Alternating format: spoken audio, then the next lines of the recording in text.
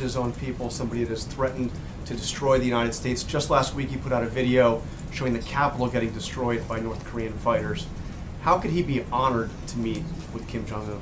Well, the president understands the threat that North Korea poses, and he will do whatever is necessary under the right circumstances to protect our country from the threat that they pose. How So, would that be an honor? well, Jonathan, I guess because he is still a head of state, so it is sort of there's a diplomatic piece to this, but the bottom line is the president's going to do what he has to do right now. He's building a coalition in the region to isolate North Korea, both economically and diplomatically, to get the threat, to take that threat down. But that is his number one priority right now, is protecting this country and our people. What did he mean when he called him one smart cookie, or a pretty smart cookie? Well, I think his point was he went over this in the interview, that he assumed power at a young age when his father passed away, and there was a lot of potential threats that could have come his way, and he's obviously managed to lead a country forward, despite the obvious concerns that we and so many other people have. He is a young person to be leading a country with nuclear weapons, and so. That set aside, I think the president recognizes the threat that he posed and is doing everything he can to isolate that threat and to make sure that we bring stability to the region. Margaret. Sean, on North Korea and then on Philippines. On North Korea, both with the president's comment on Kim Jong-un and what Secretary Tillerson said, you seem to be making the offer that we could have direct talks with North Korea. Who's going to be leading those? Please. Yeah, I think the White House? I think that the key part of the president's statement was under the right circumstances. And that is the key. And those circumstances do not exist now. This is consistent with what Secretary Tillerson said the other day. But I think that if North Korea continues down a degree of provocative behavior, then those circumstances will never be there.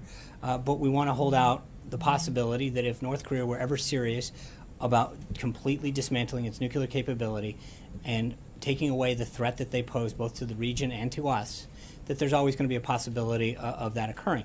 That possibility is not there at this time. Who would lead that? Is that Well, the White House or the State we're Department? not. We're so far away from that possibility existing. To start identifying an individual would be highly premature. Philippines.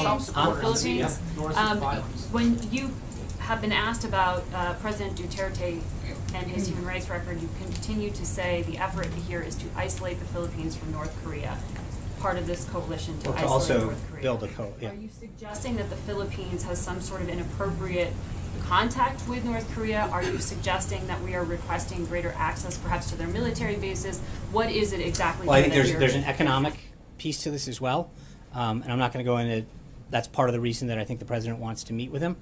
And I'm not going to get ahead of their discussions, but I would suggest to you that there are multifaceted ways and areas in which not just the Philippines, but other countries in the region can help play a role, both economically, diplomatically, and otherwise, to help deter the threat that they pose. Are you suggesting, though, that they are trading or conducting some kind of No, I'm not going to, financial like I said, When you say economic peace, that's what I just want to clarify. Right, and again, I'm just going to let the president will have an opportunity to speak with him about those objectives.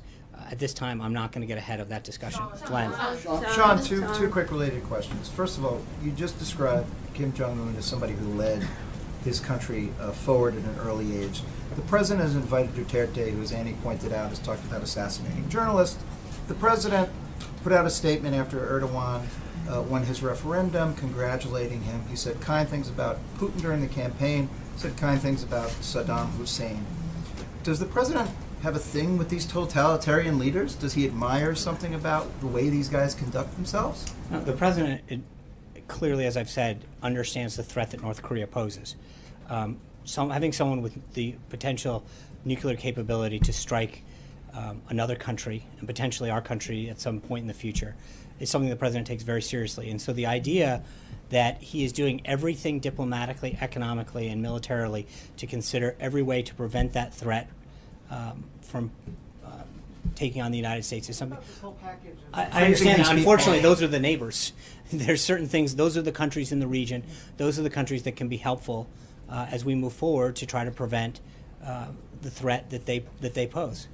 Wait, one follow-up question. On Sunday, Chief of Staff Priebus, talking to this gentleman right here, said, with respect to the libel laws and the First Amendment, quote, talking about news outlets that printed false articles, quote, I think It's something that we've looked at. How that gets executed or whether that goes anywhere is a different story. Is that a project that is currently being worked on by the council's office? Can you just tell me the status of that? Who is pursuing that? I think the Chief of Staff made it very clear that that is something that is being looked into substantively and then both logistically how it would happen. But that's nothing new. It's something the President talked about on the campaign trail. Is the council actually I'm not, investigating I this? will not go into, but I just tell you that it's being I want to ask you to clarify something else the President said. He said, I don't stand by anything.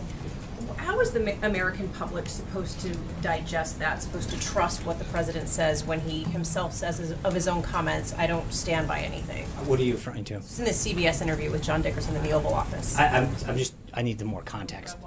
It was about wiretapping. He was asked to, if he still believes President Obama is a bad or evil guy, do you still stand by those comments? And the President said, I don't stand by anything. No, that was a long back and forth exchange, and that's why I'm asking for the context. But I think the point is he clearly stands by that. That's something that he made very clear if you look at the entire back and forth. Sean, two questions on the Philippines. First, is President Trump comfortable with the leader's support of extrajudicial killings of drug users in the country? Obviously, there's a human rights component that goes into all of this. And so it's a balance. We want to make sure that our country, our people are protected. This isn't a simple yes or no kind of situation. You've got a country in North Korea that possesses a nuclear weapon and is looking for the appropriate delivery system to potentially do harm.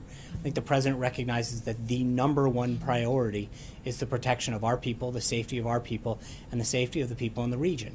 And so it's not just a question of either or. It's a question of priorities and balance. There's a lot that the President talks to these leaders in private about.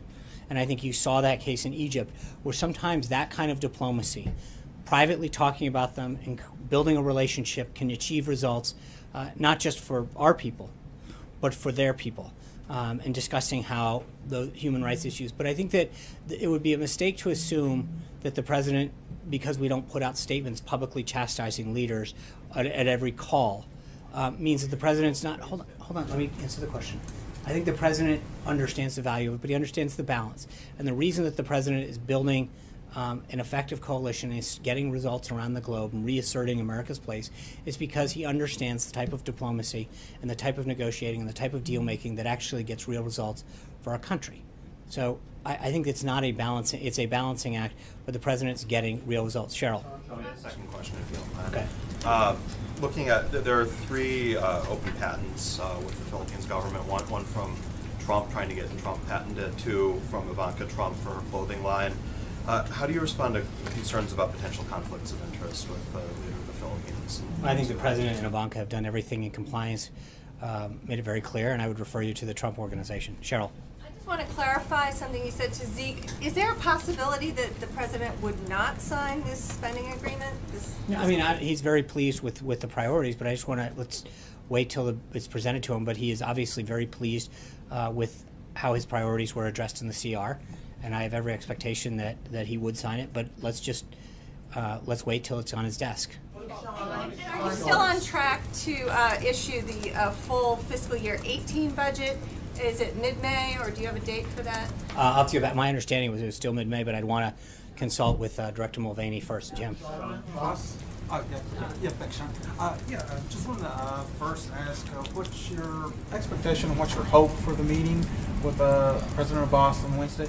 And secondly, is the President still considering moving the U.S. Embassy to Georgia, and will that be discussed? That is still being discussed by staff. And then what was this first question? I'm sorry.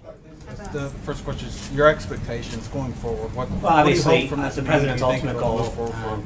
is to establish peace in the region. And so I think he's going to, that's obviously the goal and the discussion that he's going to have with the head of the Palestinian Authority. But there's, that's going to be a relationship that he continues to work on and build with the ultimate goal that there's peace in that region between Israel and the Palestinian Authority. Sean, Alexis.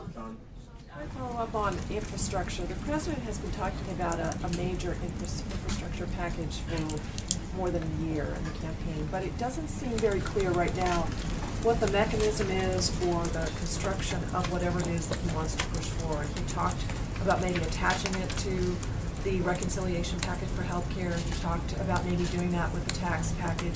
Can you update us on is that still very preliminary in its invention? Does he have clear ideas, and what's the mechanism and timing to get that done? I think he does. He's been working on that with his both economic and policy team. But this week we're a little busy with the CR and healthcare. He laid out the tax package last week, but it is clearly still up there on the priority list. Let's get through this week, and then hopefully have some additional details moving forward. But he has been very clear that that infrastructure package is something that he wants to get done and get moving. This year, yeah, oh, absolutely. And it's just a question of when he wants to announce it. But I think for this week, we're pretty focused on getting the government funded for the last 5 months of 2017 and getting the and getting healthcare done as soon as